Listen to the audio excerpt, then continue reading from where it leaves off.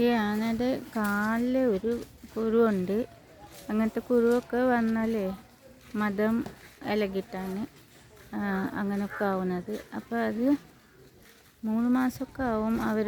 ശരിക്കും അവർക്ക് ഒന്നും നിശ്ചയമില്ലാണ്ടാണ് പറയുന്നത്. ഇത് നല്ല ശബ്ദം വെച്ച് നമ്മുടെ മുമ്പത്തെ വീഡിയോയിൽ ഇവിടെ മാരിക്കൊല്ലാനെയാണ് പറയുന്നത്.